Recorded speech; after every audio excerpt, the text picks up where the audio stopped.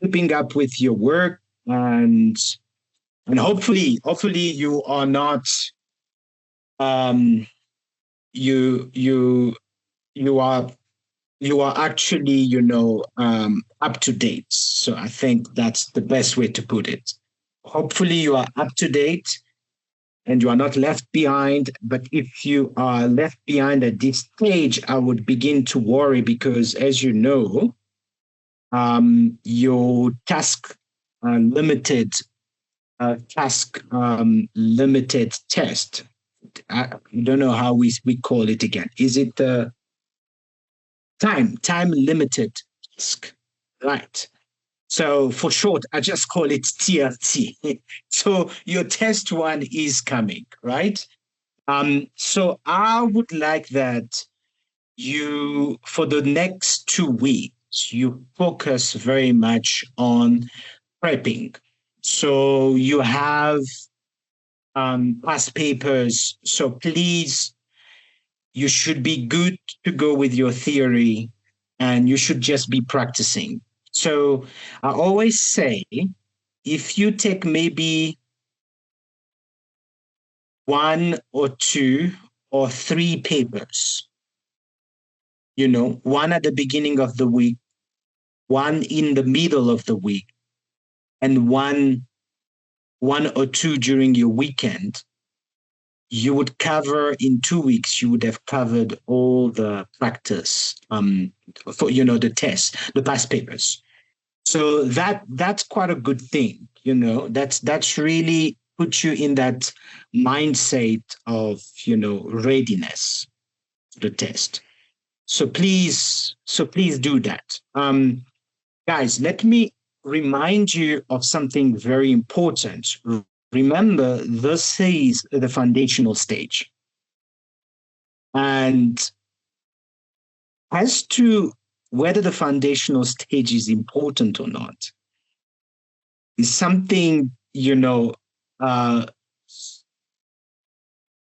don't know how to put it, in good terms. But to say that, the foundational stage, you can't move to the advanced stage if you don't have your foundation right.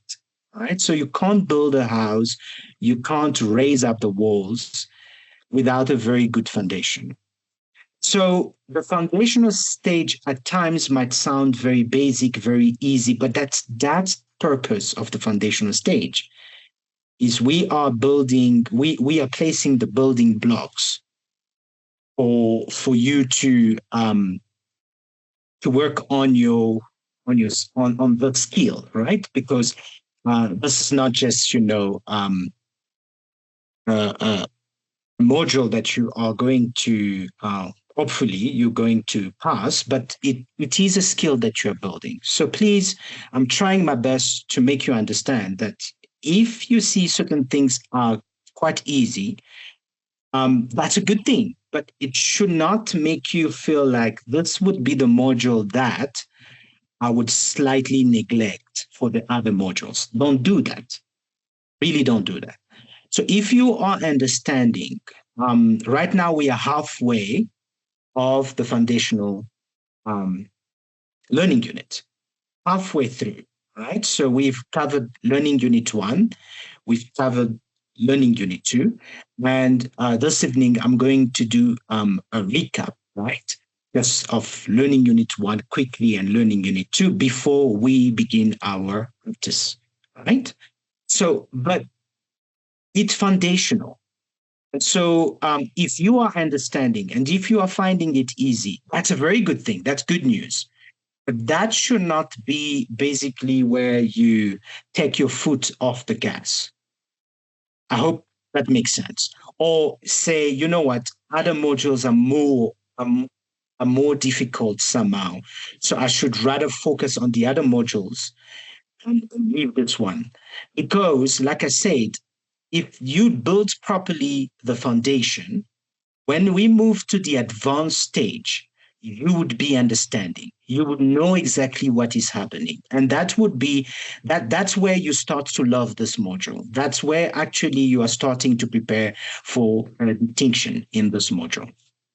But if you neglect a little bit the foundation stage, and we get to the advanced, to learning unit 5, 6, and 7, then basically you will not be understanding anything. And somewhere within your prep for the advanced stage, you know, there were certain things that you were not doing, right? So I'm saying put as much pressure in the foundation phase, because that will be rewarded when we move to the advanced stage. So quite a bit difficult to explain, but trust me, just get it as I am giving it to you, because it's going to be very helpful. All right, so I'm just going to start my recap. It's going to take maybe 5 to 10 minutes, so bear with me. But it's quite good because some of you, I've not been around.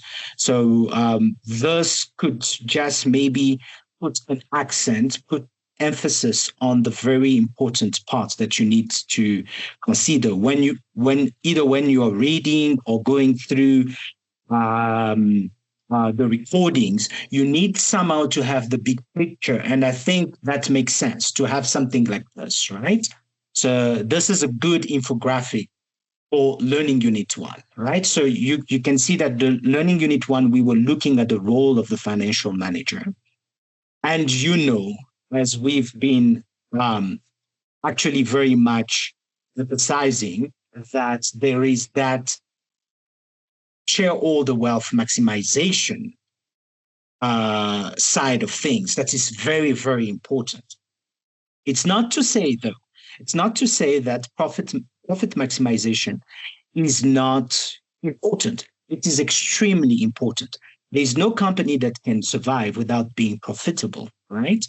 But obviously, in finance and in many other things in life, this is just a life lesson, right? You build more for the long term, not for the quick short term.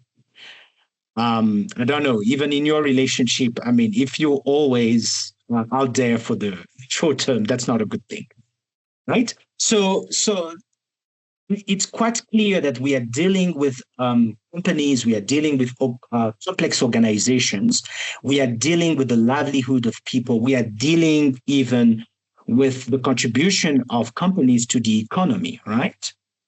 To the overall economy, right? So long term would make sense, and therefore shareholder wealth would make sense.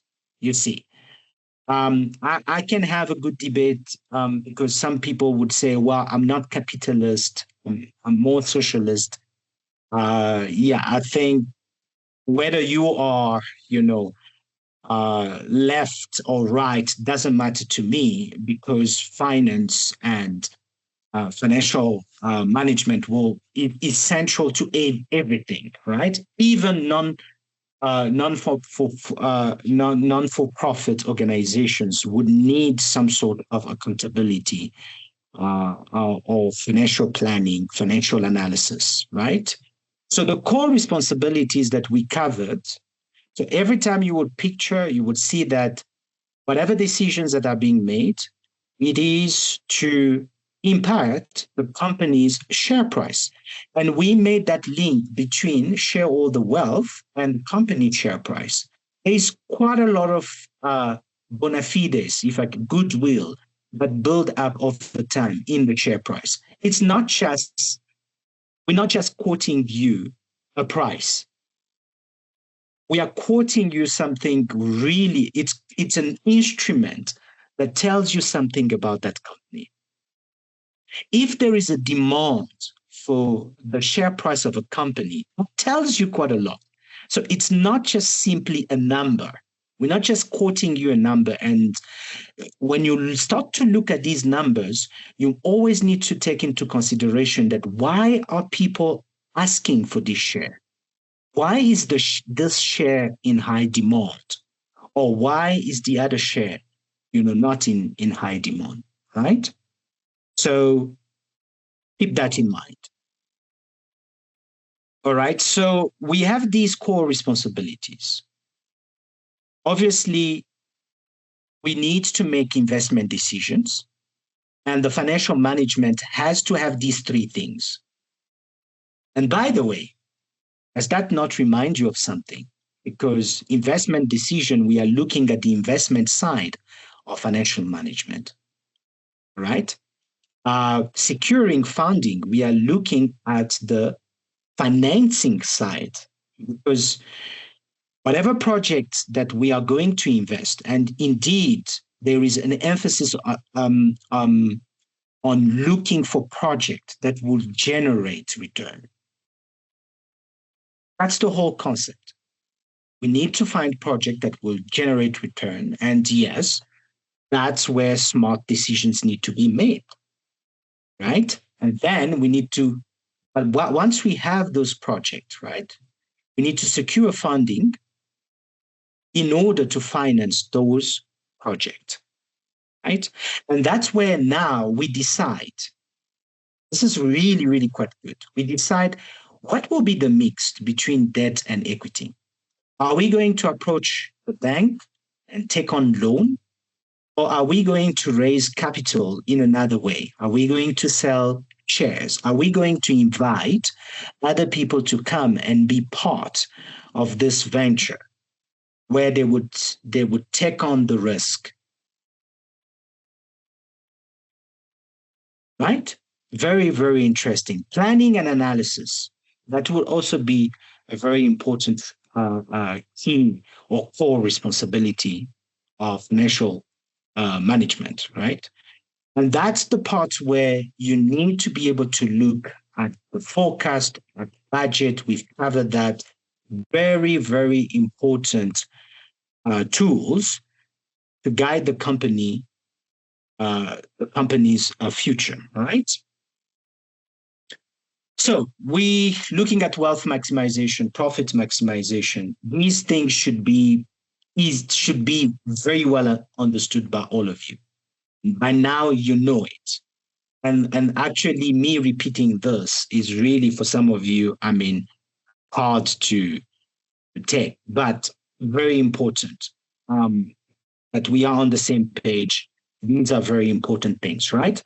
Profit maximization, we did say it is not the most important. It's not the primary focus. We said it was important, but we did say it was not the primary focus. And for companies that use profit maximization as their primary focus, there are a few issues that they're going to encounter, right? Because first of all, risk is not built in. It's quite difficult when you are just looking at profits to also evaluate the risks. Right? Time value of money. It's ignore timing.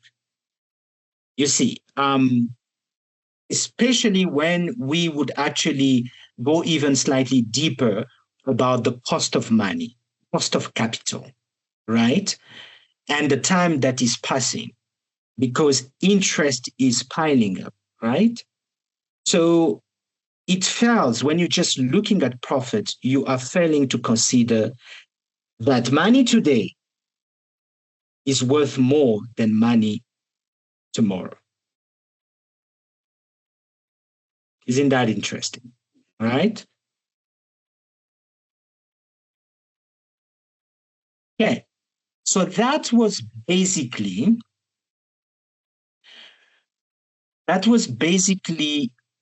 just a quick snapshot at Learning Unit 1. Now, with Learning Unit 2, like I said, that's where things get much more interesting, right? Because we need to speak about these numbers, how you as a student should look at these numbers, because they could be quite noisy, right? It's a lot of numbers, but how do we make sense of the numbers? And how then do we fall in love with the numbers? We fall in love with the numbers is that those numbers, if they are well structured, and you understand that, they tell you a story, right? So, for example, the path to net profit. You understand that when you're looking at your income statement, something that we've looked at, right? You can see that it's a series of plus and minuses, a series of cash inflows and cash outflows, right? So, from the sales revenue, that would always be there at the top. You would minus the cost of sales, right? Because that's the cost of doing business. And that's what gives you your gross profit. So let's say you are a retail company. You understand that you will need to buy merchandise and you would need to sell that merchandise slightly higher. And that increase that you are adding, that add up there, that's what we call the markup. That's the profit that you're seeking. That's only the gross profit. Now you need to be very strategic in how you're pricing those products because it's not from the gross profits to the net profit. There's also other expenses that you need to deduct. Operating expenses, right? Your tax, the interest, right? So, guys, be up to date on this, right? So, these financial statements they tell something about the performance. Like we said, it's noise. How do we make sense? We use ratios. And ratio analysis is very important because ratio analysis will tell you everything that you need to know. And we say there's about four categories. There's more than this, right? Depending on the different sources, material sources, you will find I mean, company can even make up a ratio. You could actually even make up a ratio, right? But it needs to make sense. It needs to say it's need not only to tell the truth, but it needs to make sense, right? Why you are using that ratio? Because a ratio is just basically a fraction, a division that you are doing, right? So you have like your profitability ratios. You have your net profit. We are just looking right now. I hope you can see my mouse. We are looking at the net profit. So we could do what is the net profit margin? What is the net profit percentage? Percentage with regards to what? With regards to the sales revenue, right? So then we would divide the net profit divided by the sales revenue. You see, so it's almost like we are looking at this trip that we took. Right? You see, this path that we took from sales down to net profit. So what we would do is we would do the net profit divided by the sales revenue, and that would basically give us the net profit margin. What is very important that you need to do every time you're looking for a percentage, what do? You multiply by 100. So after you do the net profit divided by sales, you multiply by 100. So it's basically the net profit as a fraction of sales. That's all that you are trying to find out. Is it 20%? So my net profit after I've done all the business and after I've minus everything that needs to be minused, what am I left with? From the beginning, from the sales revenue, the 100%, what am I left with? Am I left with 20%? Am I left with 10%? That's how you should think about it, right? So solvency, we were talking about, so when we were talking about solvency, you need to also look at your gearing. You need to look at how much debt you're taking, right? So debt to equity would be a ratio that tells you something because you are looking at your total liabilities plus total equity divided by no, so debt to equity, it's debt divided by equity. Am I correct, guys? Correct me if I'm wrong. Debt to equity ratio. And so can one of you give me the debt to equity ratio? But it is a long-term debt, right? Total liabilities plus total equity.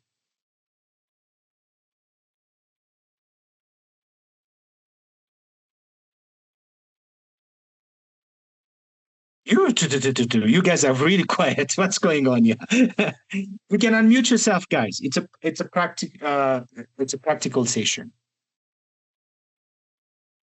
Let's debate this, right?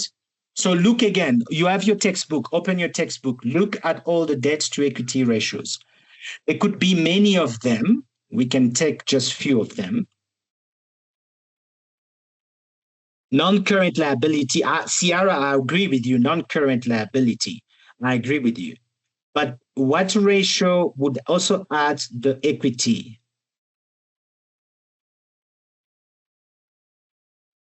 Because remember, the total liability plus the total equity, you are looking at what is funding your company. Because like we said, it's always going to be a mix between equity financing, debt financing. Guys, sorry if my connection is a little bit weak. Um, I hope you can hear me properly. But yeah, I can see the notification from my side saying my connection is slightly weak, but hopefully you can hear me. All right. So when you see total liability plus total equity, what it tells you there is how the company is funded. Because remember, it's always going to be a mix of debt and a mix of equity. I trust you get that, right? Let me move on to the liquidity ratio, right? So current assets divided by current liability.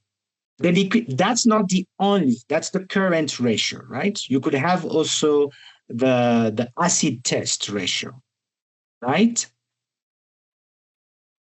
Am I correct, guys?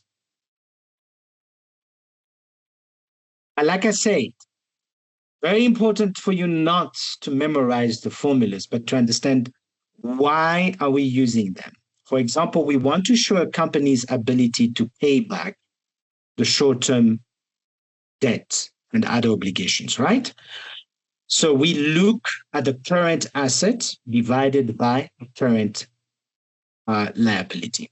And sometimes also check the industry, right? What is standard within the industry? Is it a 2-1 ratio?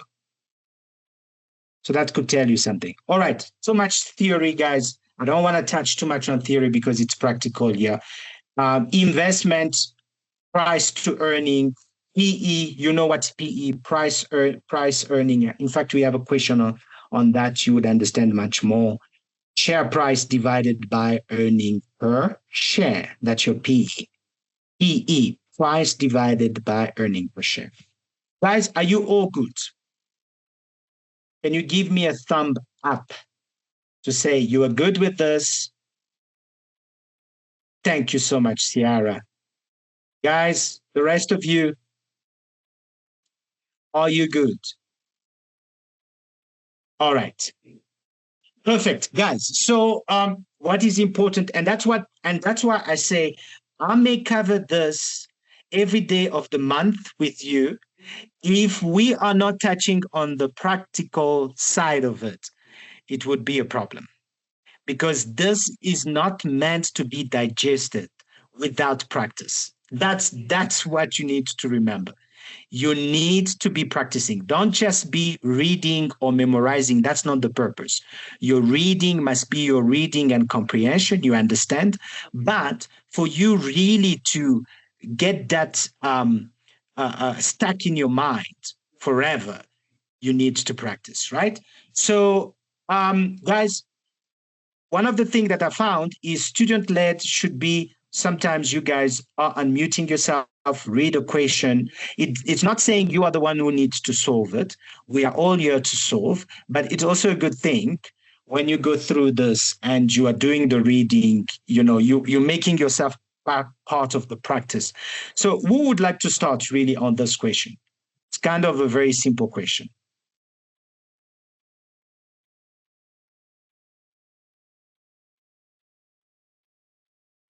I'm happy to read.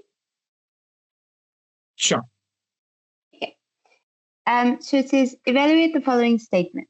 A financial A financial analyst is responsible for maintaining and controlling the firm's daily cash balances.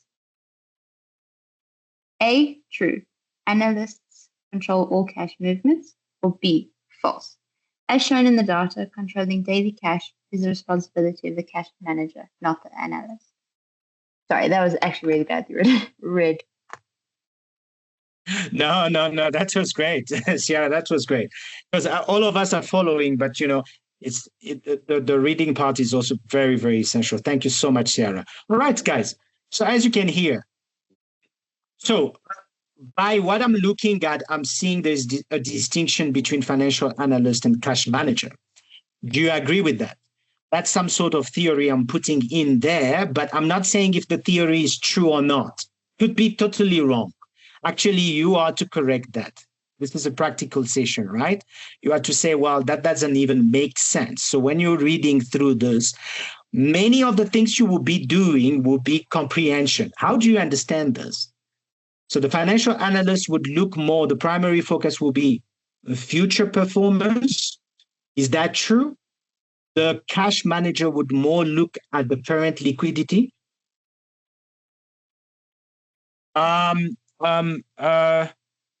Joshua, you're saying it's a bit blurry. Are you all seeing it a little bit blurry? I may stop and try to reshare because sometimes, Joshua, this could also be maybe, how can I say, internet related. Sometimes, internet is not really, it seems like my connection is getting much better. But I don't know from each one of you. Are you able to see it though? Are you able to see it clearly?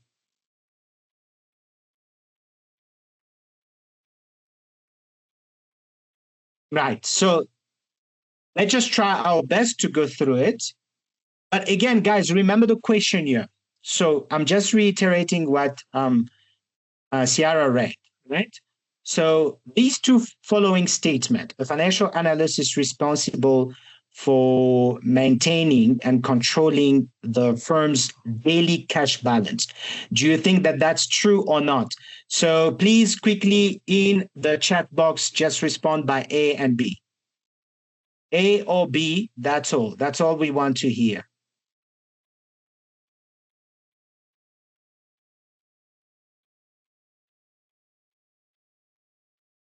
Come on, guys, don't take long. Otherwise, I won't admit your answers. It's either A or B, Go for it.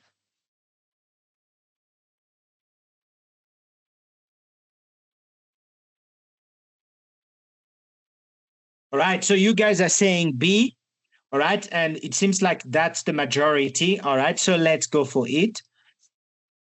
And you are correct. So B is definitely correct. So I think the theory is correct as well.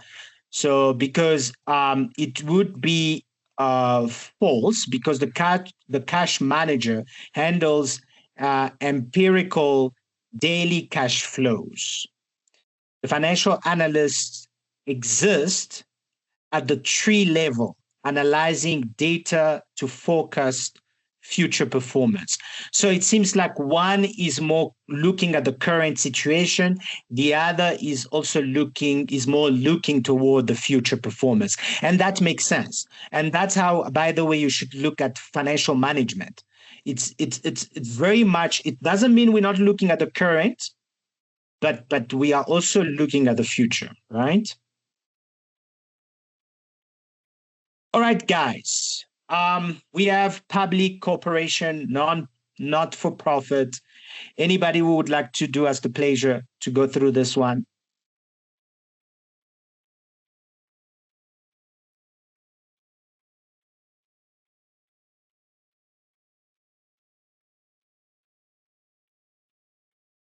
Adebayo, are you there? Yes, sir. Would you like for me to read? Yeah, please. Synthesize the data above. True or false? Financial managers actively manage the financial affairs of many types of businesses, private and public, for profit and not for profit. A. True. Regardless of the entity type, cash flow and asset efficiency must be managed to survive. B. False. Financial managers only operates in for-profit environments. All right, guys, please go ahead and give us your answer there in the chat.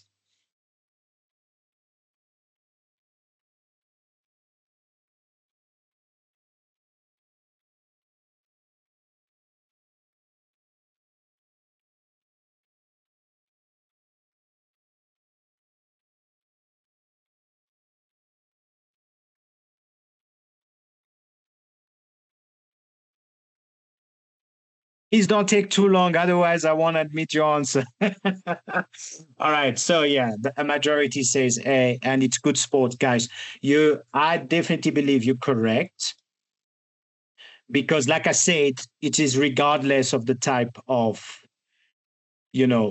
company, whether it is public corporation. But one thing, if you look at the primary inputs for public corporation, you will see that shareholder equity is mentioned, right?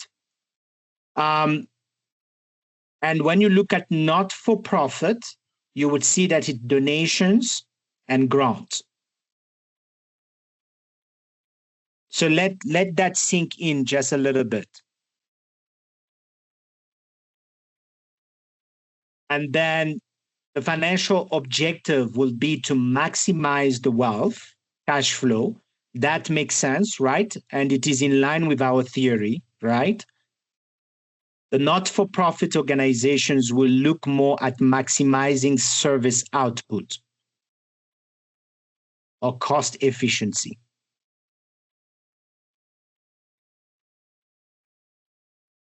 Indeed.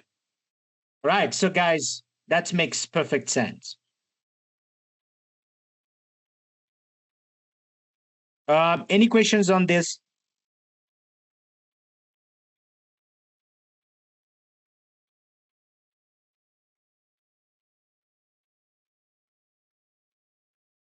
Right. So let's move on to the next question. This is a very interesting one, very, very good one. You have the structure of corporate governance there.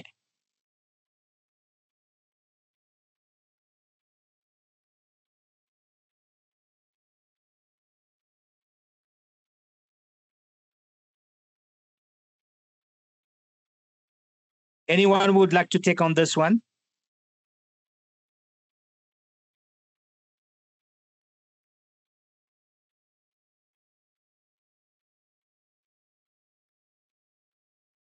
Grant, are you there?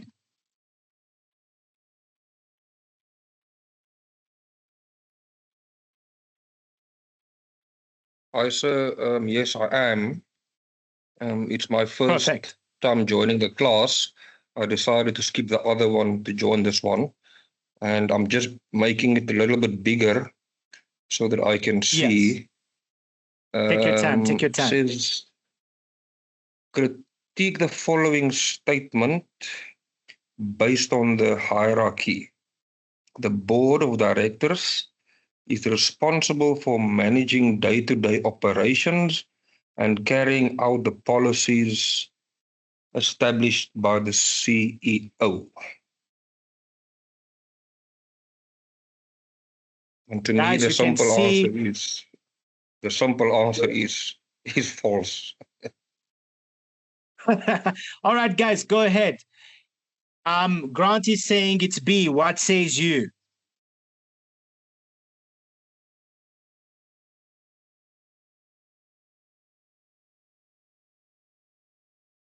But this is a very, very, very good question. I can assure you. This summarizes actually your theory. It could be a lot of pages of your theory that are just summarized in one question. All right, all right. So, guys, it seems like you all think about B, and I think you're correct.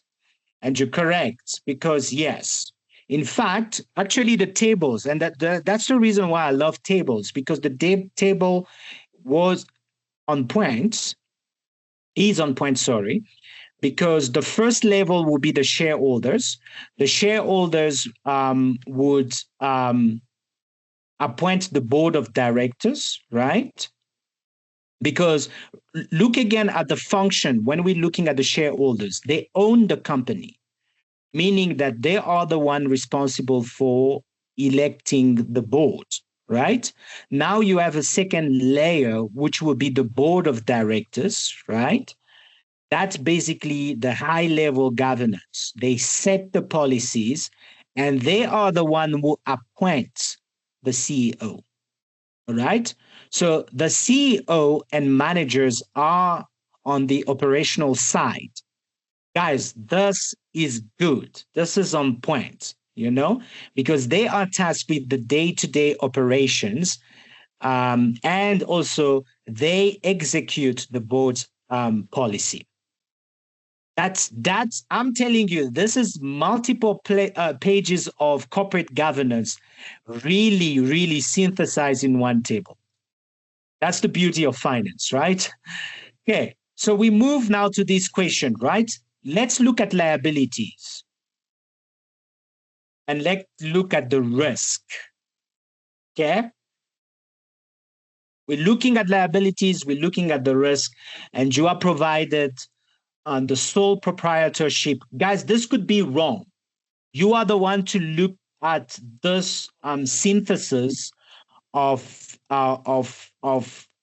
it could be actually a made up theory there, but I'm just for the purpose of the class and the practical session, I am putting it in the form of a table.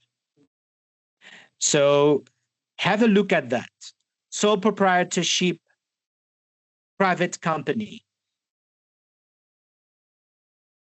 You have legal separation. You guys are going for it already, right? So we are assessing the statement. The sole proprietor has unlimited liability. Their personal possession can be taken to satisfy creditors. Look, you guys are really good at this, and I would agree with you. And this would touch maybe also on some other modules that you are also covering. But well done on this one. All right, so this question on executive elections. All right, so interpret the delegation of power, true or false. The president or chief executive officer, CEO, is elected directly by the firm's stockholders. A, it is true stockholders vote for the CEO at the AGM. What says you? False for B, stockholders elect the board. Board appoints the CEO.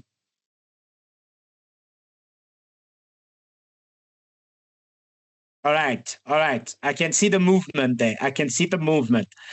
Well done, guys. Well done, Josh, Adebayo, Grant. Well done.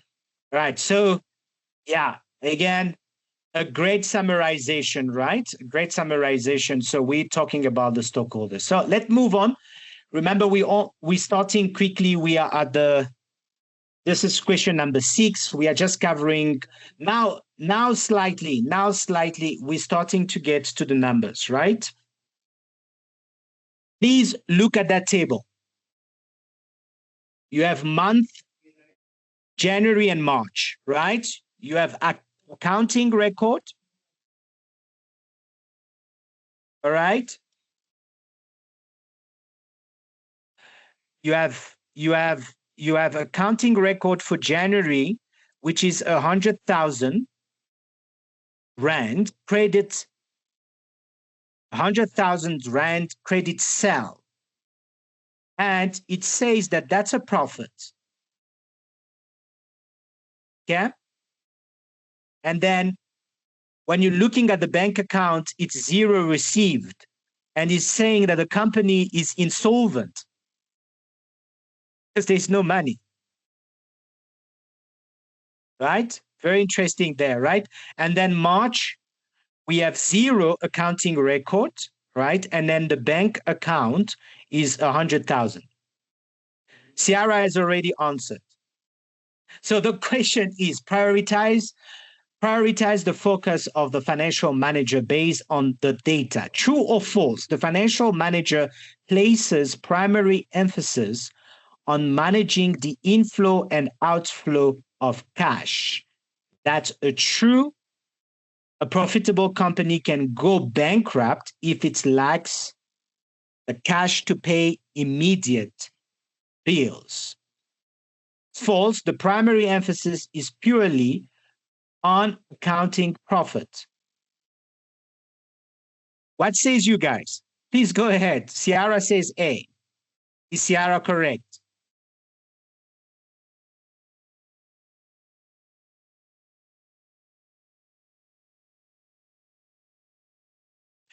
And this is a very good question, guys. This is a very, very good question because I know that people lose focus of the question as soon as they see numbers.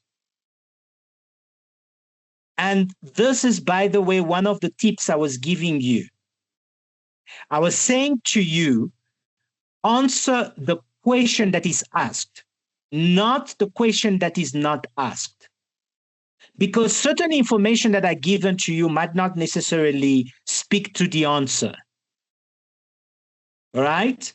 So I see Adebayo and Joshua are putting in B to say that the financial manager places primary emphasis on managing the inflow and outflow of cash.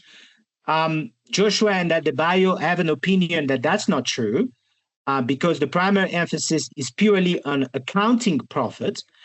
We have a descending view from Ciara who's saying that's true. A profitable company can go bankrupt. So you need to look at cash. Because remember again, when you're looking at that table, it seems like that table actually provided some pertinent information, right? Because it was saying in January there was money, but it was credit money, meaning that we don't have the cash. And the company might look like it is insolvent at that point because there is zero money in the bank account, while the company has just made sales. They have money, but it's money that is in the form of credit, meaning they're going to receive it later. Right, guys? Now we're starting to get somewhere.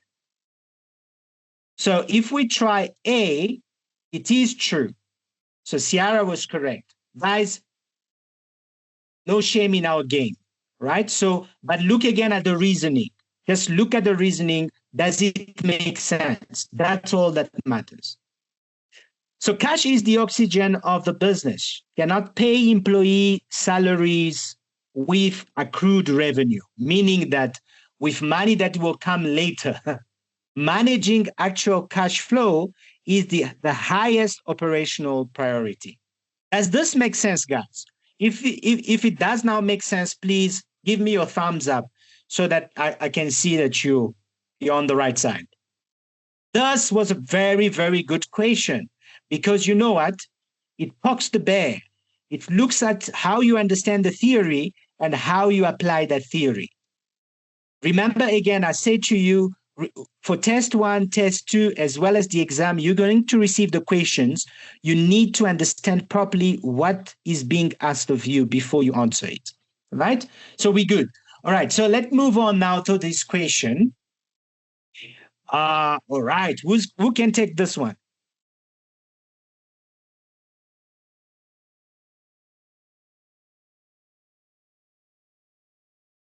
Can you hear me, sir? Yes, I can, Josh. Okay, so true or false? Managerial finance is concerned with the design and delivery of advice and financial products to individuals, businesses, and government.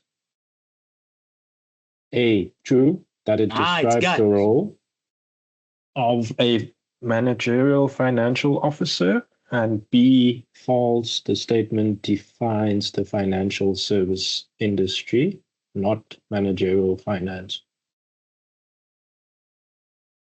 What says you, people? Go ahead, give me your answer.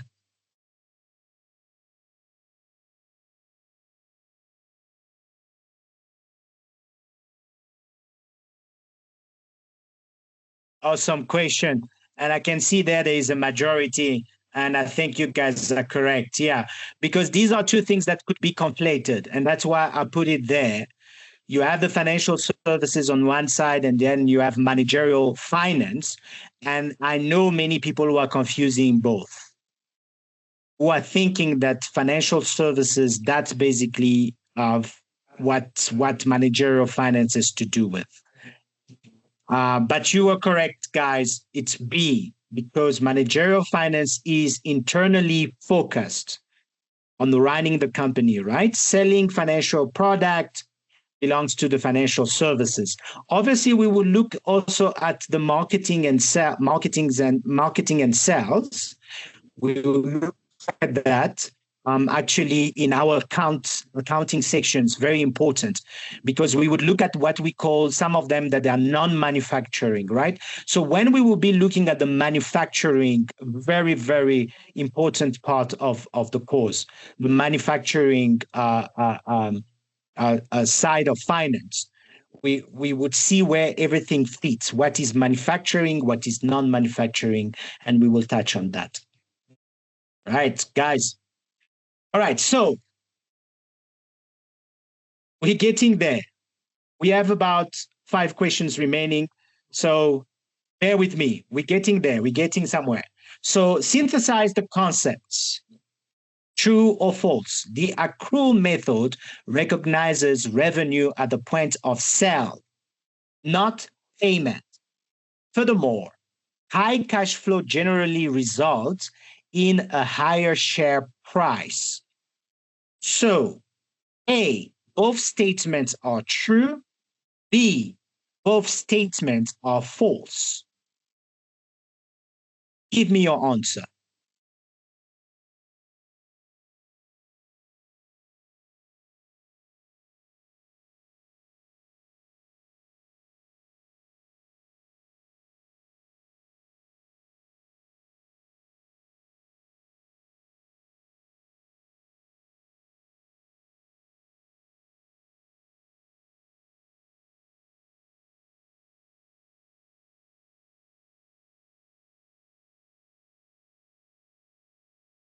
Guys, that's a very, very good question. Actually, the reason why I put it there, sorry, it's also to start preparing you for multiple choices. I told you that the multiple choices could be quite tricky because of the fact that if you don't understand the logic, easily you might fall into the trap. But you guys did not fall into the trap because I mean, if sentence the first statement is correct, we only have two options, right? It's either both are true or both are false. But if first statement is correct, so that will lead us to say that both statements are true, which is A. So the accrual, I think, I'm not sure if Ciara or someone else had asked on the accrual and all that, but yeah, we can see already the effect of the accrual is that with the accrual, we are recognizing revenue when the sale has taken place, not necessarily when we are paid the money. That's something you need to keep in mind, right? With regard to accrual accounting record. But also, it's true when you look at the investors when they're looking at the cash flow. If the investors are seeing high cash flow, generally that would actually lead to a higher share price.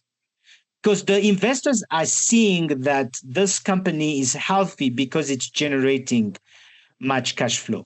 I trust you guys get this. Very important. That was a good question.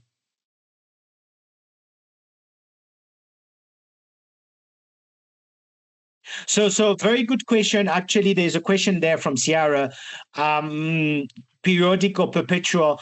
Actually, you're nailing it. You're really nailing it. Actually, it would not actually, it would be falling in both, Ciara. But I know why you're asking the question. I really know why you're asking the question. That's a very, very good question. Because it's about how you're recording Yes. Ciara, that's a super clever question. Obviously, with the accrual, we agree though. With the accrual, we will need to recognize the revenue at the point of sale. As to how we're going to go about recording it in the periodic or perpetual system is also, that's a very good question. It's a very good question. Remember that the perpetual, we have a view of the account at all time. And the periodic, we need to take a stock take at the end of a period. So that already should provide you an indication there. But that's a brilliant question, Ciara. Very good question. Right, guys, now focus. I hope that all this caught your attention because I kept the best for the for the last questions there. So the three last questions are the best. So please pay more attention now. Look at this, right? So you are looking at the current ratio. I did touch it in our last. So for some of you who were in the last session, I think you already had you had a glimpse at this. So what says you when you see the current ratio is increasing, but the data collection period is also increasing? All right. And then the gross profit is decreasing. What does that tell you? Okay, Ciara has gone ahead already to say B. That's very interesting. So we need to diagnose what's going on. There is a paradox. You understand the meaning of a paradox. There's something contradictory in what we are seeing, right? So the current ratio, what is it? It's current assets divided by current liabilities, right? It looks fantastic, right? It's growing. Despite this, why is Emanzi Traders facing technical insolvency? Because they are going down. Their profit is going down, and they're struggling to collect the money. For your balance sheet, remember your balance sheet. What does that tell you?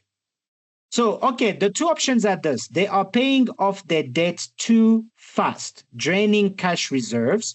But Ciara is the only one to answer this question because she's saying the datas are an asset. Is that true? Of course it's true. In your current asset, you have datas. We agree on that. So if we have datas as an asset, the current ratio is only improving because we are taking on more debt, meaning we are taking things to pay later.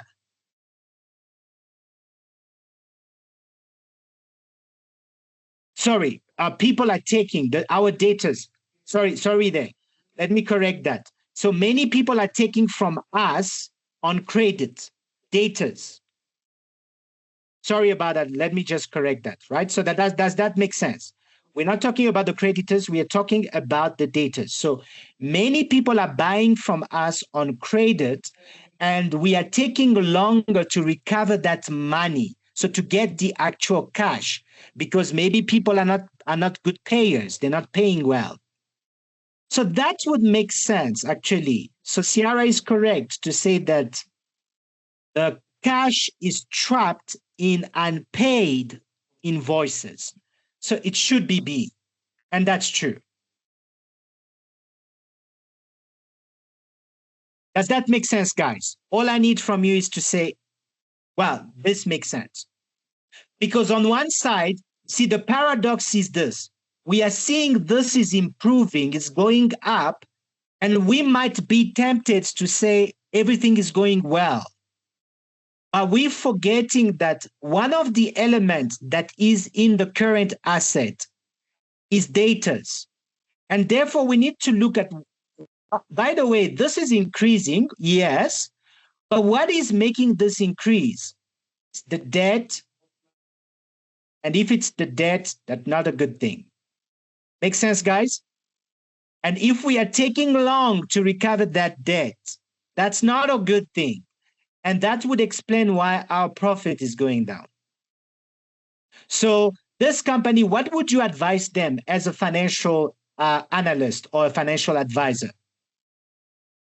What would you advise them?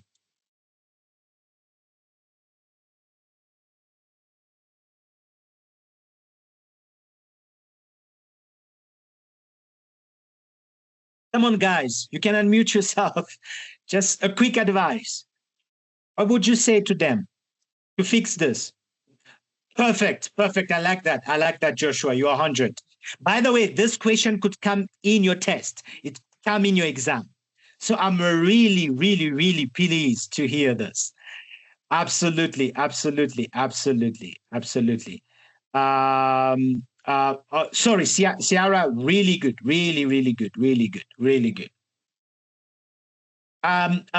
Grant, stop giving credit. Yes, the people who are paying are bad payers. I think we have to punish them. But you need to always to remember also that you can't stop totally, right? You can't stop totally giving out credit because many companies rely on credit. I mean, business credit does make sense, right? Credit does make sense. It's a very important facility for companies. Guys, pull your calculator. I told you it was a practice session, and I hope you are enjoying it, right? So pull your calculators. I don't know if you can see my screen. Can you see the calculator on my screen?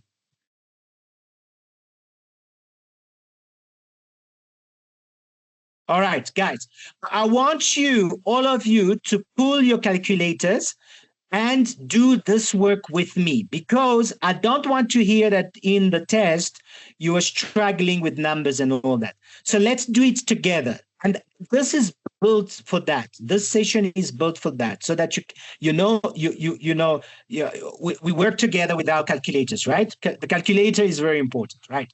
So guys, all right. So you have two different separate companies. Actually,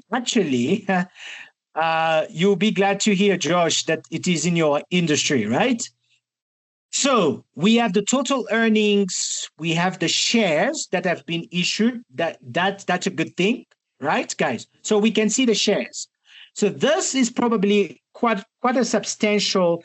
It's not only one hotel, it's a group, right? So Town Lodge Hotels is generating quite a lot of revenue, which is 373 million rand. Let that sink in. That makes sense to you guys. The shares in issue is 43 million. That's quite a lot of shares. Look at the shares in issue for Tshepo Sun.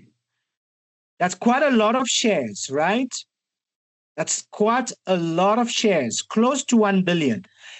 Is this sinking in? Look at the market price. Look at the dividend per share. Now, let's move now quickly. Let's start. We need to calculate the earning per share. What do we do? Please unmute yourself and tell me, what do I do?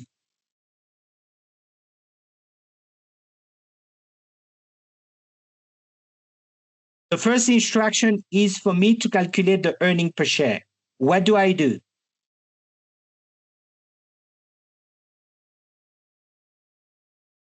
Oh, come on, guys. Are you there? Leo, please tell me. Rescue me here. What do I do? Denver, come on. Are you there? What do I do here? How do I calculate the earning per share? I'm waiting for you guys. I'm kind of guessing here, but is it the total earnings? It is over the share in issue.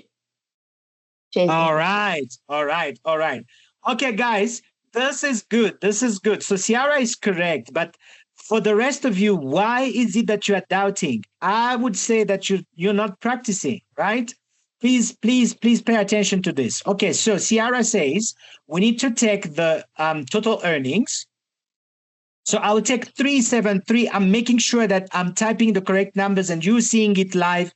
Please do it also on your calculator so that you practice with me, right? And so we need to divide it by the shares in issue. All right, million. And there is the answer. Did you get that answer there? Now for Tsepo, I'm going to do the same thing again. Please do the same thing with me, right? Otherwise, you would say, we need more practice. We're not getting enough practice. Here it is. This is a session, a practical session for us to practice. Come on, guys. Practice with me and give me the answer. What I want to see is that you put the answer before I find it. Before I find the answer, please put the answer there already to say, this is the answer. Right? Does that make sense? It seems like I was faster than all of you. Okay? So we have the earning per share. So this is the earning per share. Always round after 2 decimals. That's a very good practice, meaning that this is going to go up, right? This, I'm going to cut here, if you can see, after 59, but the number that comes after 59 is a 9, which will boost this to 60. So it's 860 if I'm rounding. Does that make sense, guys? You know how to round?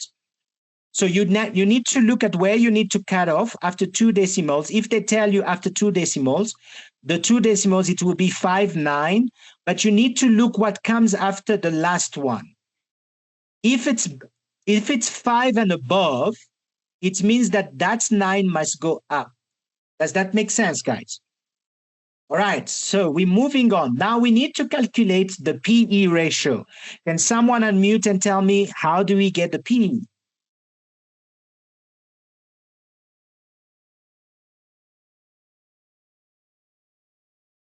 Come on, guys.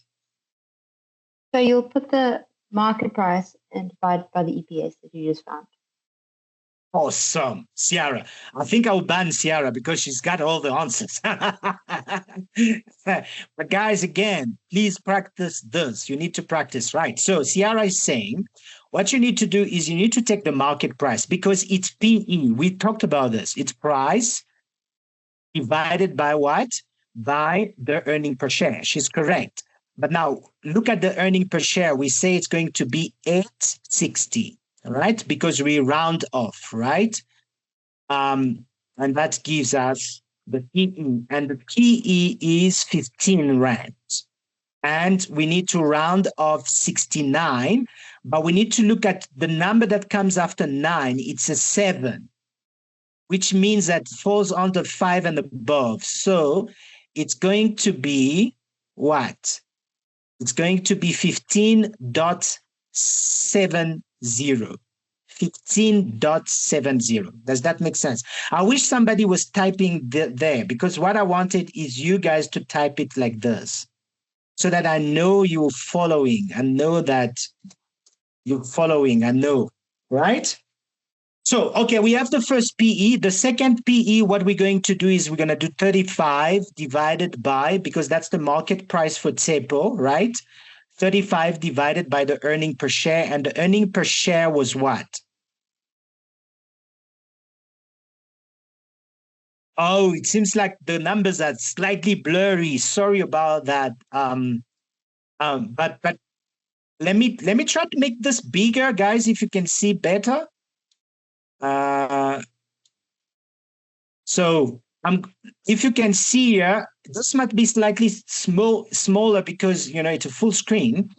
That could be the issue there, but I'm going to type in 97 because I'm rounding again. I'm rounding 97, right? I'm cutting it after. I need to look at the numbers after 6. If it's a 5 and above, I need to increase 6 to 7. That's what we call rounding up. If it's 4 or below 5, we round down. Does that make sense, guys? So please pay attention to this. That's the practical side of this. Now we can see. There we go. Thank you so much. That's all I wanted. Thank you so much, Ciara. So now we can see the answer. And I'm actually I'm actually correct. I'm happy that actually I'm correct. So Ciara is the evidence. But I say to you guys, please always double check your answer. So now we can see basically that if we analyze the result, which statement is true, I can see the 17 times 77. So I can see that it could be B, right? And that's true because actually it fits with our calculations. All right, guys, a last question. Please, would you just indulge me? One last question and then we can say goodbye. Right? So one last question. We're going to do the same thing. We're going to take the same example, but this time we need to calculate the dividend payout ratio. And actually it's given to you, dividend divided by earning per share. So can you guys do this? Which one is true? Which one is true? So for town lodge hotels, I can see the dividend is 5. I'm taking my time. Oh, all right, Josh. But for this one, I want you to give me the answer there, guys. So I'm looking at the dividend divided by which is the dividend payout ratio. I want to show the dividend payout ratio speaks quite volume on something. So it's 5 divided by what? It's 5 divided by the APS or the APS earnings per share. That's right. Which one was it again? The dividend per share divided by the earnings per share. Yeah. But what number are we looking at? We're looking at 5 divided by 8. Is that correct? 8.6. Is that right? Sorry, I've just got on. I'm trying to see on my phone. Where's the figure? All right. Oh, look in there. Ciara got it. So, this is the verification. So, but first, look at this. Look at this, guys. Look at this. I want to show you something. If you multiply this by 100, it gives you a percentage. The percentage is 58%. What does that tell you? It tells you that we pay out 58% of the net profit. We pay out to our shareholders as a dividend. So if we're paying out 58%, what is remaining to reinvest in the company?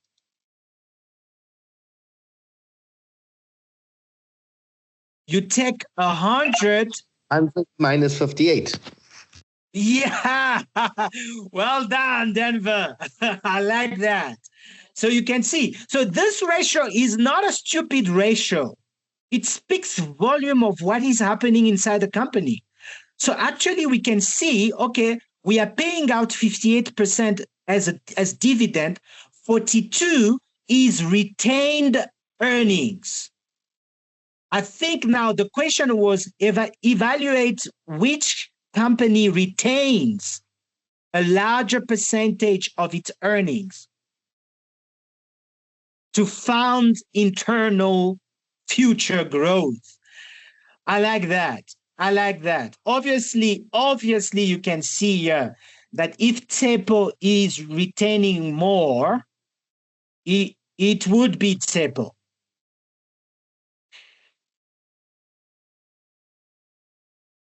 All right, guys. So I'm going to stop the recording here, but I want to have I just want to hear your opinion after this. So let me stop the recording here. Because I don't want it to,